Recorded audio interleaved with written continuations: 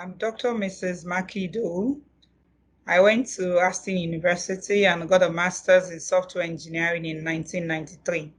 Before coming to Aston University, I was actually working with Continental Merchant Bank. That's used to be Chase Manhattan then in Lagos, Nigeria. I learned about Aston from a friend who was well informed about the school.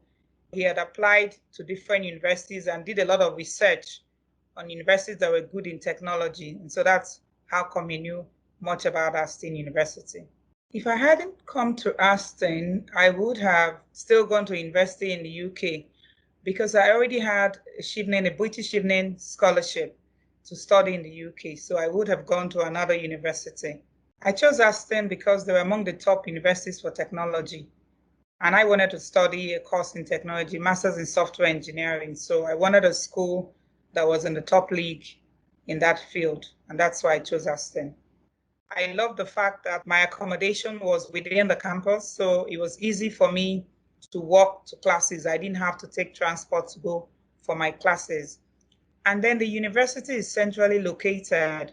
So it was so good. It was easy for me to go do my shopping. If I needed to buy clothes, if I needed to buy foodstuffs, I could just walk across to the shops. So I really loved the environment.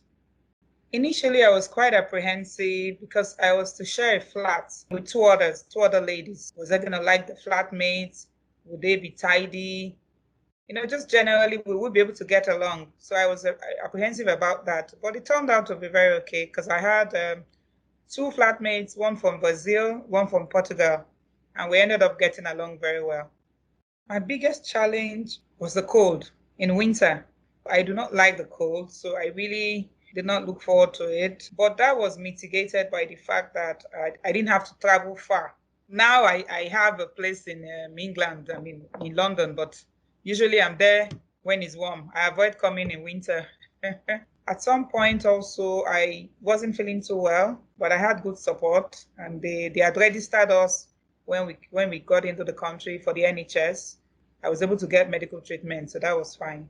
I met a lot of helpful people while I was at Aston. One was my project supervisor. He was very helpful in guiding me on how to do my project. Then our career tutor was also quite nice. And then finally, my Brazilian flatmates helped my social life because she was very outgoing. So she pulled me along to go out to the clubs, to go everywhere. So it wasn't just academics we did. We also had fun. What I found most rewarding were the practical sessions I had. I used to ask a lot of questions, and during practice, they ended up spending more time with me because some of them thought maybe I was a slow learner. So they helped me to understand. So in fact, one of them was quite shocked when I came out with the best results in the class. I felt very excited when I graduated from Aston.